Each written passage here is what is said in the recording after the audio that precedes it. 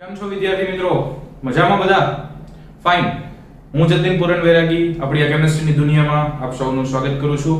મિત્રો આપણે લોકો ધોરણ 11 માં ચેપ્ટર નંબર 4 ભણી રહ્યા છીએ અને એ છે રાસાયણિક બંધન અને આણ્વીય રચના, chemical bonding and molecular structure. એનો આજે આપણે 30મો લેક્ચર એટેન્ડ કરી રહ્યા છીએ. 29મો લેક્ચર હતો એ લાઈવ સેશન હતું એટલે એમનો વિડિયો અવેલેબલ નહીં હોય, રાઈટ? આજે આપણે ખૂબ અગત્યની થિયરી કેમિસ્ટ્રી માટે પણ અને આપણને એક્ઝામ માટે પણ, બંને માટે પણ ખૂબ અગત્યની એવી થિયરી શરૂ કરવા જઈ રહ્યા છીએ. આજનો આપણો ટોપિક છે આણ્વીય કક્ષકવાદ એટલે કે મોલેક્યુલર ઓર્બિટલ થિયરી. આણ્વીય કક્ષકવાદ અથવા આણ્વીય કક્ષક સિદ્ધાંત, એને ઇંગ્લિશમાં કહેવાય મોલેક્યુલર ઓર્બિટલ થિયરી, અને આના ઉપરથી આમને શોર્ટમાં MO થિયરી અથવા MOT તરીકે ઓળખવામાં આવે છે. અને શોર્ટમાં MO થિયરી અથવા MOT તરીકે ઓળખવામાં આવે છે, મોલેક્યુલર ઓર્બિટલ થિયરી. આણ્વીય કક્ષકવાદ, હવે એનું નામ સમજીએ ને એમાં આપણને ઘણી બધી વસ્તુઓ ઓલરેડી ખબર પડી જાય. જેમ કે આણ્વીય કક્ષક એટલે કે જ્યારે પરમાણુઓ ભેગા થઈ અણુ બને, એવી જ રીતે ત્યારે જ પરમાણુની કક્ષકો પણ ભેગી થતી હશે અને આણ્વીય કક્ષકોની રચના થતી હશે. જેમ પરમાણુઓ સંયોજાઈને કોઈ અણુ બનાવે ત્યારે જ પરમાણુઓની કક્ષકો પણ સંયોજાતી હશે અને આણ્વીય કક્ષકો બનતી હશે. તો આ જે આણ્વીય કક્ષકો બને એ કેવી હોય, એ કેટલી હોય, એના ગુણધર્મો કેવા હોય, એની તમામ માહિતી આપતી થિયરી. શેની માહિતી? આણ્વીય કક્ષકો વિશેની માહિતી આપતી થિયરી અથવા આણ્વીય કક્ષકો સમજાવતી થિયરી એટલે આણ્વીય કક્ષકવાદ અથવા આણ્વીય કક્ષક સિદ્ધાંત, right? So let us start the molecular orbital theory. અહીંયા આપણે ખાસ બધા મુદ્દાઓ જે તમને ટેક્સ્ટ બુકમાં આપ્યા છે NCERT માં એ જ અહીંયા ડિસ્કસ કરવાના છીએ, રાઈટ? સૌથી પહેલું છે કે મોલેક્યુલર ઓર્બિટલ થિયરી, આણ્વીય કક્ષક સિદ્ધાંત કોણે આપ્યો છે, કોણે રજૂ કર્યો છે? તો કે મોલેક્યુલર ઓર્બિટલ થિયરી છે F હુન્ડ અને S મુલિકન નામના સાયન્ટિસ્ટે સાથના એકબીજાની સાથે પ્રયત્નોથી વિકસાવેલો છે. કોણ કોણ? હુન્ડ અને મુલિકન. આ બે સાયન્ટિસ્ટોએ ઘણા બધા પ્રયત્નોથી, મહેનતથી આણ્વીય કક્ષકવાદ વિશે થોડો પ્રકાશ પાડ્યો છે. કયા મુદ્દાઓ ચર્ચા કરી છે વન બાય વન જોતા જઈએ. સૌથી ટોટલ 7 મુદ્દાઓની ચર્ચા છે. સૌથી પહેલું છે પરમાણુઓના ઇલેક્ટ્રોન જેમ જુદી જુદી પરમાણ્વીય કક્ષકોમાં રહેલા હોય છે તેમ અણુમાં ઇલેક્ટ્રોન જુદી જુદી આણ્વીય કક્ષકોમાં રહેલા હોય છે. આપણે એમ કહીએ ભાઈ સોડિયમ પરમાણુ છે તેમાં કેટલા ઇલેક્ટ્રોન હોય? તો કે 11. અચ્છા, 11 ઇલેક્ટ્રોન ક્યાં હોય? તો કે 1s માં 2 હોય, 2s માં 2 હોય, 2p માં 6 હોય, 3s માં 1 હોય. જેમ પરમાણુમાં જુદા જુદા ઇલેક્ટ્રોન જુદી જુદી પરમાણ્વીય કક્ષકમાં ગોઠવાયેલા છે એમ અણુમાં પણ એના ઇલેક્ટ્રોન જુદી જુદી આણ્વીય કક્ષકમાં ગોઠવાયેલા હોય છે. પરમાણુના ઇલેક્ટ્રોન જેમ જુદી જુદી પરમાણ્વીય કક્ષકોમાં ગોઠવાયેલા હોય એમ અણુમાં ઇલેક્ટ્રોન જુદી જુદી આણ્વીય કક્ષકોમાં ગોઠવાયેલા હોય. બહુ સિમ્પલ છે. ટૂંકમાં પરમાણુમાંથી અણુ બન્યા છે તો પરમાણ્વીય કક્ષક જેવા જેવા જ ગુણધર્મો આણ્વીય કક્ષકો પણ ધરાવશે. સેકન્ડ મુદ્દો ચર્ચા કરી છે તુલનાત્મક ઊર્જા. તુલનાત્મક ઊર્જા એટલે લગભગ સરખી ઊર્જા. તુલનાત્મક ઊર્જા એટલે લગભગ સરખી ઊર્જા અને યોગ્ય સમમિતિ. સમમિતિ એટલે ગોઠવણી.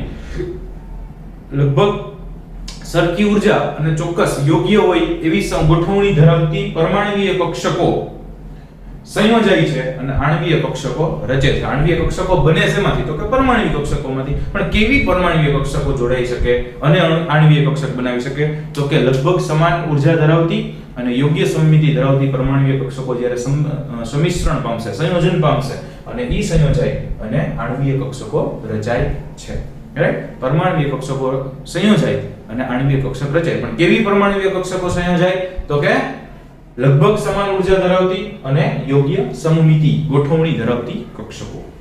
ત્રીજો મુદ્દો ચર્ચા કરી છે મિત્રો, જ્યારે પરમાણ્વીય કક્ષકમાંનો ઇલેક્ટ્રોન એક કેન્દ્રથી અસર પામે છે. જેમ પરમાણુ કક્ષકમાંનો ઇલેક્ટ્રોન એક કેન્દ્રથી અસર પામે એટલે માની લો કોઈ એક પરમાણુ હોય, કોઈ સોડિયમ પરમાણુ છે દાખલા તરીકે, તો સોડિયમ પરમાણુના ઇલેક્ટ્રોન્સ છે એની કેન્દ્ર ઉપર કંઈક તો અસર હોય જ, અથવા કેન્દ્રની ઈ ઇલેક્ટ્રોન પર તો અસર હોય જ. કેન્દ્રનું આકર્ષણ ઇલેક્ટ્રોન ઉપર લાગતું હોય. કેટલા કેન્દ્રનું લાગે? તો કે પોતાના એક જ કેન્દ્રનું લાગે. એટલે જેમ પરમાણુમાં પરમાણ્વીય કક્ષકમાંનો ઇલેક્ટ્રોન એક કેન્દ્રથી અસર પામે, કારણ કે પરમાણુ તો એક જ હોવાનો તો એના કેન્દ્ર એક હોવાના, તો એના ઇલેક્ટ્રોન છે એક કેન્દ્રથી અસર પામશે. એમ આણ્વીય કક્ષક બે કે વધારે કેન્દ્રો, આણ્વીય કક્ષકમાં તો એક કેન્દ્ર નહીં હોય કારણ કે મિનિમમ બે તો જોડાશે પરમાણ્વીય કક્ષકો, ત્યારે જ આણ્વીય કક્ષક બનશે. મિનિમમ બે કહું છું, બે થી વધારે જોડાઈ શકે. ધેટ ડિપેન્ડ્સ કે કેવા પ્રકારનો અણુ બને છે, કેવા પ્રકારની આણ્વીય કક્ષકો રચાય છે એના ઉપર આધાર રાખે. બે જોડાઈ નહીં બને, ત્રણ જોડાઈ નહીં બને, ચાર જોડાઈ નહીં બને, કેટલા બધા જોડાઈ નહીં બને. સપોઝ બે જોડાઈને બની હોય તો એવા અણુમાં કેટલા કેન્દ્ર હોય તો કે બે કેન્દ્ર હોય. ત્રણ પરમાણ્વીય કક્ષકો સંયોજાય અને આણ્વીય કક્ષક બની હોય તો એમાં કેટલા કેન્દ્ર હોય તો કે ત્રણ કેન્દ્રો હોય.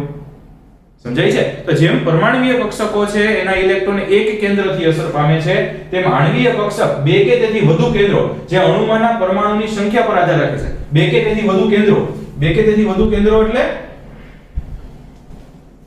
જે અણુના પરમાણુની સંખ્યા પર, બે કે તેથી વધુમાં કેટલા એમ તો કે ઈ તો ભાઈ અણુમાં કેટલા પરમાણુ છે. દાખલા તરીકે H2 હોય તો બે હાઇડ્રોજન જોડાયેલા હોય તો બે દ્વિપરમાણુય થયું. O3 હોય તો ત્રણ ઓક્સિજન જોડાયેલા હોય તો ત્રિપરમાણુય થયું. તો ડિપેન્ડ્સ ઓન ધી એટમ કે કેટલા એટમ એમાં જોડાયેલા છે અને મોલેક્યુલ બન્યો છે, જે તે અણુમાંના પરમાણુની સંખ્યા ઉપર આધાર રાખે છે, તેનાથી અસર પામે છે.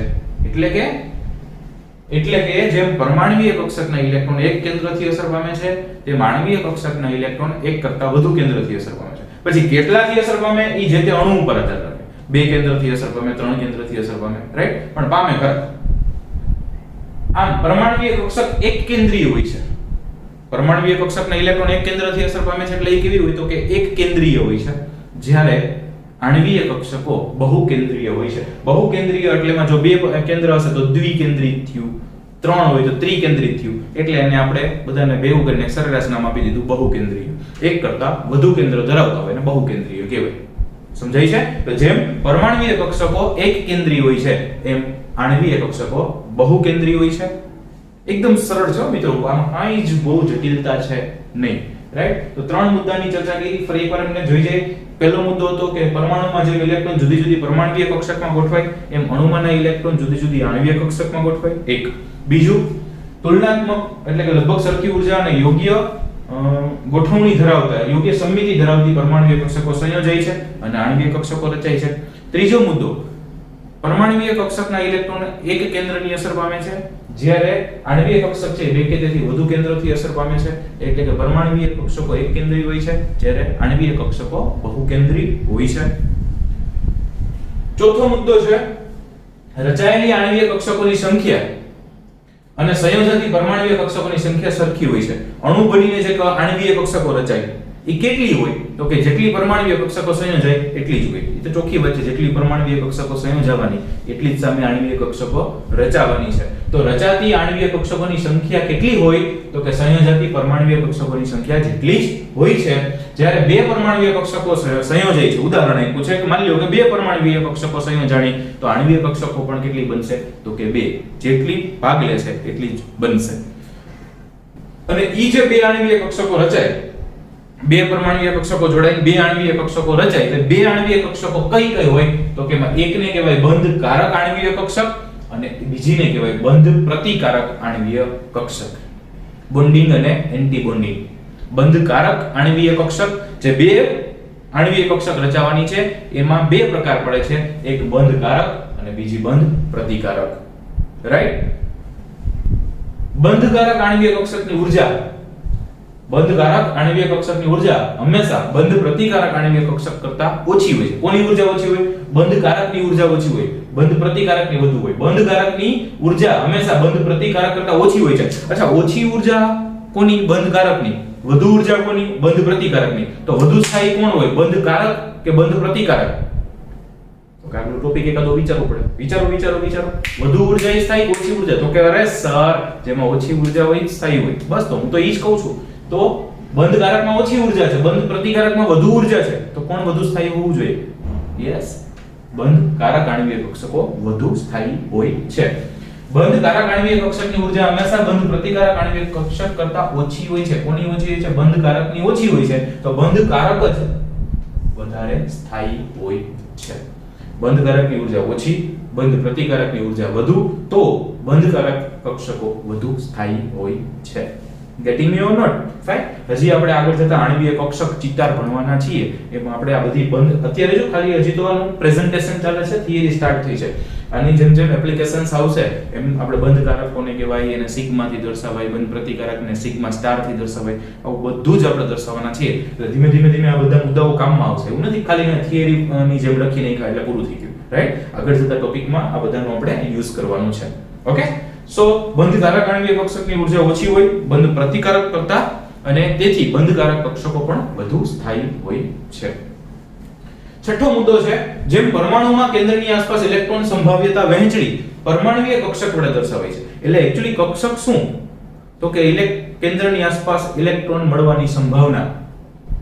આપણે આવું જ કીધું ને, પરમાણુની આસપાસ કેન્દ્રની આસપાસ ઇલેક્ટ્રોન મળી આવવાની સંભાવના, એને આપણે કક્ષક કહીએ છીએ. અને જે વર્તુળાકાર માર્ગમાં ઇલેક્ટ્રોન ગતિ કરે એને કક્ષા કહીએ છીએ. તો જે ઇલેક્ટ્રોન મળવાની સંભાવના છે એના વડે દર્શાવાય તો કે પરમાણુય કક્ષક વડે. જેમ પરમાણુમાં કેન્દ્રની આસપાસ ઇલેક્ટ્રોનની સંભાવ્યતા વહેંચણી, ઇલેક્ટ્રોનની સંભાવ્યતા વહેંચણી એટલે શબ્દ લાગે ભયંકર, કાંઈ નથી એમાં. કેન્દ્રની આસપાસ ઇલેક્ટ્રોન મળી આવવાની સંભાવના એને પરમાણુ કક્ષક કહેવાય. તો અણુમાંના કેન્દ્રની આસપાસ ઇલેક્ટ્રોનની મળવાની સંભાવનાને શું કહેવાય? તો કે આણ્વીય કક્ષક કહેવાય. બહુ ઈઝી છે, બસ તો ઈ જ કીધું છે. જેમ પરમાણુમાં કેન્દ્રની આસપાસ ઇલેક્ટ્રોનની સંભાવ્યતા વહેંચણી પરમાણુય કક્ષક વડે દર્શાવાય છે, તેમ અણુમાંના કેન્દ્રના સમૂહની આસપાસ, એમાં જો કેન્દ્ર નથી લખ્યું, એમાં કેન્દ્રના સમૂહ લખ્યું. કેમ એમ લખ્યું ભાઈ? તો કે ભાઈ અણુમાં એક કરતા વધુ કેન્દ્રો હશે ને, એટલે આપણે શબ્દ શું હોય બ્રો? કેન્દ્રનો સમૂહ. બે હોય તો વાંધો નહીં, ત્રણ હોય તો વાંધો નહીં, એક હોય તો વાંધો છે, એકનો હોય. અણુ છે તો એના કેન્દ્રો એક કરતા વધુ જ હશે, રાઈટ? તો અણુમાંના કેન્દ્રના સમૂહની આસપાસ ઇલેક્ટ્રોનની સંભાવ્યતા વહેંચણી એટલે ઇલેક્ટ્રોન મળવાની સંભાવના એને આણ્વીય કક્ષક કહેવાય છે. આણ્વીય કક્ષક વડે દર્શાવાય છે. પરમાણુના કેન્દ્રની આસપાસ ઇલેક્ટ્રોનની સંભાવ્યતા વહેંચણી પરમાણુય કક્ષક વડે દર્શાવાય તો અણુના કેન્દ્રની સમૂહની આસપાસ ઇલેક્ટ્રોનની સંભાવ્યતા વહેંચણી આણ્વીય કક્ષક વડે દર્શાવાય છે. અને છેલ્લો સાતમો મુદ્દો છે, પરમાણુય કક્ષકોની જેમ જ, કોની જેમ જ? પરમાણુય કક્ષકોની જેમ જ આણ્વીય કક્ષકો પણ આઉફબાઉ પૌલી અને હુન્ડના નિયમને અનુસરે છે. આ આઉફબાઉ પૌલી ને હુન્ડ શું કહી ગયા હતા ભાઈ? શેના વિશેના નિયમો છે એના? તો કે ઇલેક્ટ્રોન રચના લખવા માટેના નિયમો છે. કક્ષકોની શક્તિનો ક્રમ દર્શાવે છે આઉફબાઉ દ્વારા, પૌલી દ્વારા, હુન્ડ દ્વારા. પૌલી દ્વારા એવું કહે કે એક કક્ષકમાં બે ઇલેક્ટ્રોન સમાય. હુન્ડ એવું કે જ્યાં સુધી સમાન ઊર્જા ધરાવતી કક્ષકો છે એ અર્ધપૂર્ણ ન ભરાય ત્યાં સુધી યુગ્મીકરણ ન થાય. આવા બધા જે નિયમો છે ઇલેક્ટ્રોન રચના લખવા માટેના, જે આપણે ઓલરેડી ડિસ્કસ કરી ગયા છે, એને જેમ પરમાણુય કક્ષકો પાલન કરે છે એમ આણ્વીય કક્ષકો પણ એને ખૂબ સારી રીતે પાલન કરે છે, રાઈટ? તો આ થઈ ગઈ આપણી મોલેક્યુલર ઓર્બિટલ થિયરી. આણ્વીય કક્ષકવાદ ખૂબ જ અગત્યની થિયરી, એક્ઝામમાં પૂછવા માટે પણ અગત્યની થિયરી છે. અને આગલા ટોપિક હજી આના પછીના જે આવવાના છે એમાં પણ આ બધા જ મુદ્દાઓ ખૂબ સારી રીતે કામમાં આવશે, રાઈટ? સો લખી શકો છો.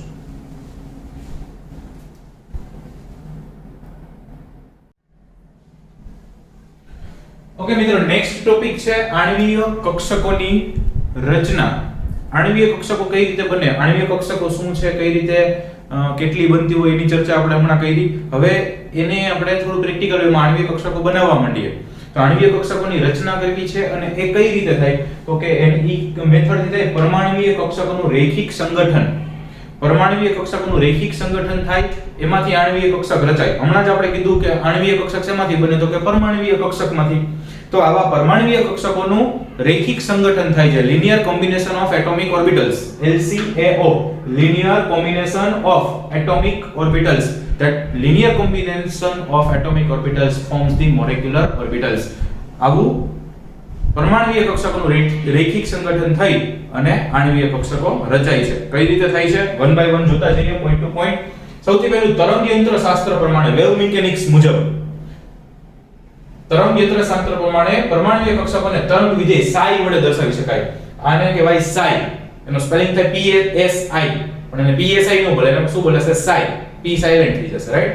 તો તરંગ વિધેય, આ જે પરમાણુય કક્ષકો છે ને તરંગ વિધેય તરીકે આપણે લઈએ છીએ અને એની psi સિમ્બોલ તરીકે દર્શાવી છે. psi સંજ્ઞા કહેવાય.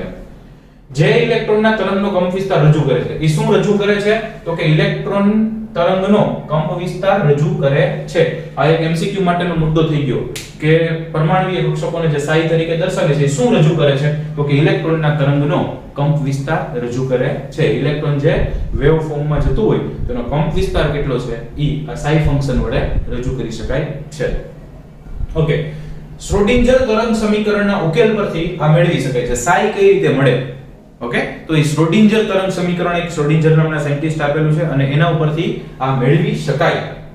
પણ ઈ શ્રોડિંજર આપણને સમીકરણ અહીંયા બહુ કામનું થવાનું નથી. મેળવી કેમ શકાય એ આપણને કીધું છે કે ઈ કંપ વિસ્તાર રજૂ કરે છે અને ઈ શ્રોડિંજર તરંગ સમીકરણના ઉકેલ પરથી મળે.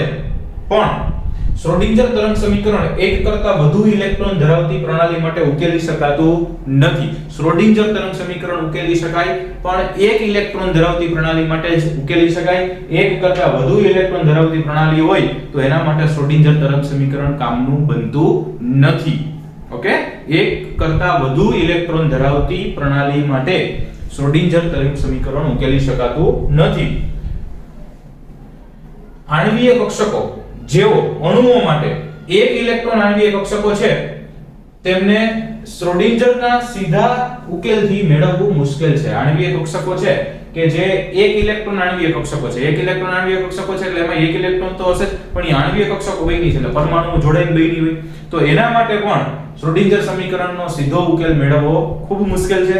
એક થી વધારે માટે નથી મળતું. હવે એકવાર એ આણ્વીય બને તો એના માટે પણ મુશ્કેલ છે. તો કે તો એ કામનું શું? તો નથી જ કામનું. એટલે જ તો કીધું છે આ સમસ્યાના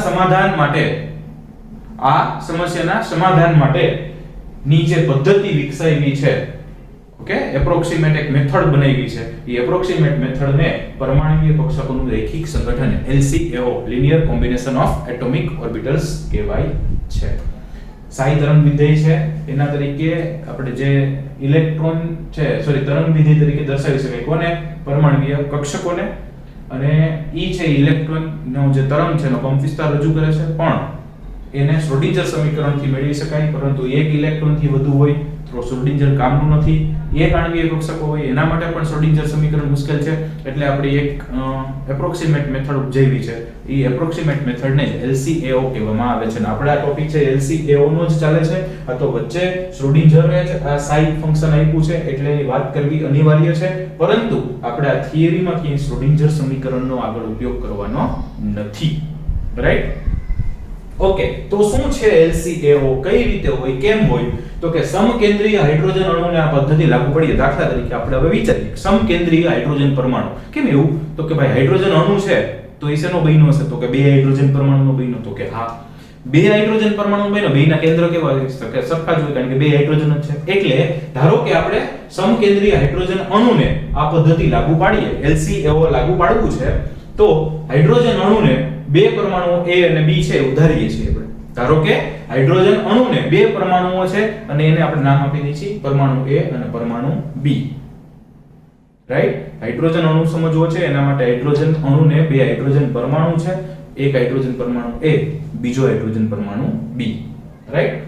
દરેક હાઇડ્રોજન પરમાણુને તેની ધરા અવસ્થામાં એક ઇલેક્ટ્રોન છે. હાઇડ્રોજન એટલે પરમાણુ ક્રમાંક 1 1s1 ઇલેક્ટ્રોન એટલે કે એની ધરા અવસ્થામાં મૂળ અવસ્થામાં એક ઇલેક્ટ્રોન છે. તો કે હા, આ પરમાણુઓની પરમાણુય કક્ષકોને આ જે હાઇડ્રોજન પરમાણુ બે લીધા છે એમની પરમાણુય કક્ષકોને psi A અને psi B તરીકે દર્શાવીએ છીએ. આપણે કીધું ને પરમાણુય કક્ષકોને psi વડે દર્શાવશું. તો પરમાણુ A ની કક્ષકોને psi A વડે દર્શાવ્યા.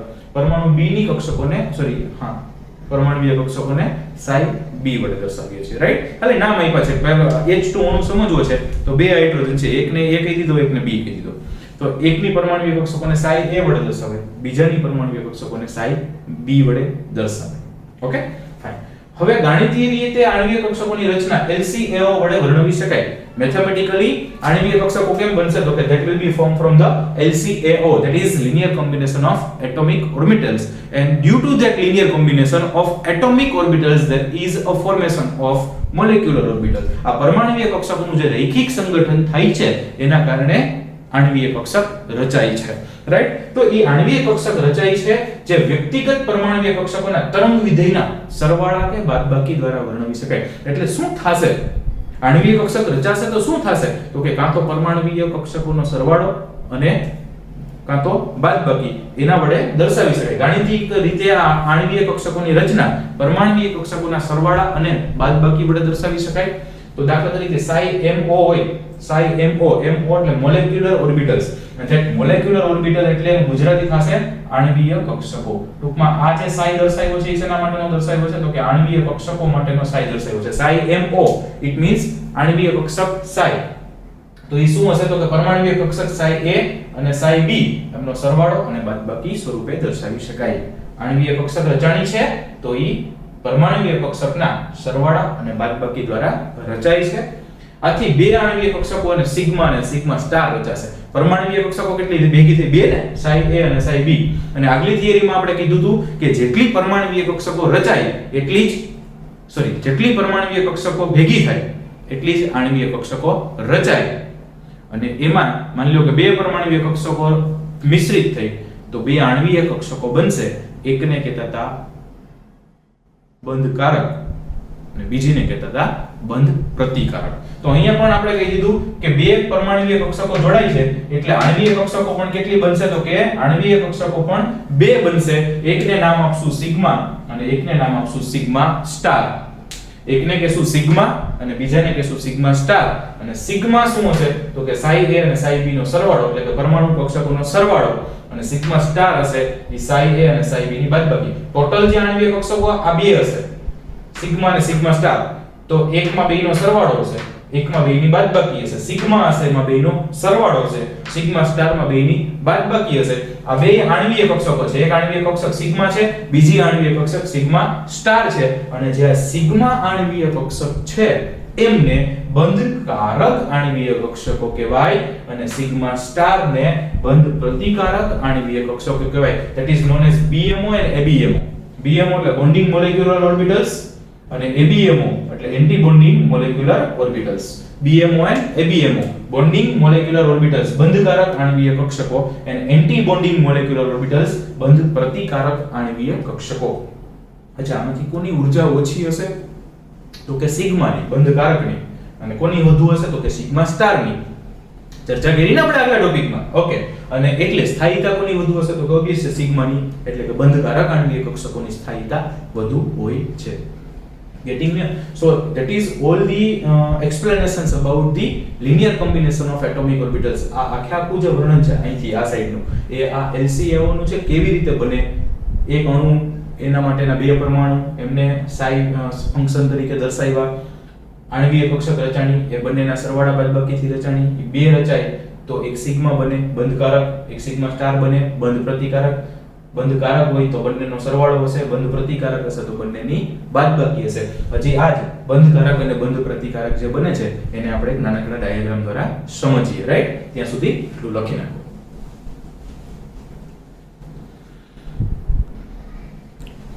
ઓકે મિત્રો, તો આપણે જે કીધું કે psi a અને psi b પરમાણ્વીય કક્ષક psi a અને પરમાણ્વીય કક્ષક psi b ભેગા થાય એટલે આ જે બે બને એ આણ્વીય કક્ષકો બનશે. આણ્વીય કક્ષકો બનશે, એમાં એક બનશે સિગ્મા અને એક બનશે સિગ્મા સ્ટાર. સિગ્મા એટલે આપણે શું કીધું? તો કે સિગ્મા એટલે આપણે કીધું psi a psi b અને સિગ્મા સ્ટાર એટલે શું કીધું આપણે? psi a psi b. Okay, અને psi a psi b નો સરવાળો થાય. સરવાળો એટલે આમાં બંને ઇલેક્ટ્રોન આવશે, આનોય આવશે અને આનોય આવશે, અને આમાં બે ની બાદબાકી એટલે એમાં કાઈ નહીં આવે. તો આ થઈ ગઈ તો કે સિગ્મા એટલે BMO બંધકારક આણ્વીય કક્ષક. આ બે રચાણી એ બંધ આણ્વીય કક્ષક છે. આ બંને સાઈડ વાળી છે એ પરમાણ્વીય કક્ષક છે, અને એમાંથી બે આણ્વીય કક્ષક રચાણી એમાંથી જે સિગ્મા વાળી છે એને બંધકારક આણ્વીય કક્ષકો કહેવાય. બંધકારક આણ્વીય કક્ષક કહેવાય. એને ઇંગ્લિશમાં આપણે શું કીધું હતું મિત્રો? BMO કહેવાય, બોન્ડિંગ મોલેક્યુલર ઓર્બિટલ્સ.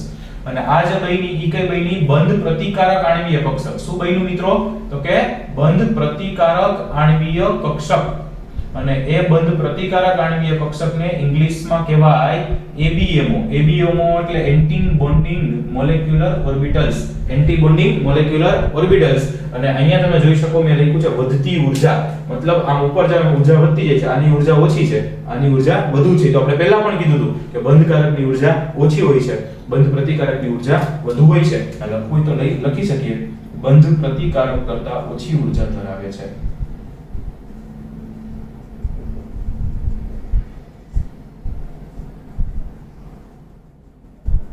કોણ? આ બંધકારક.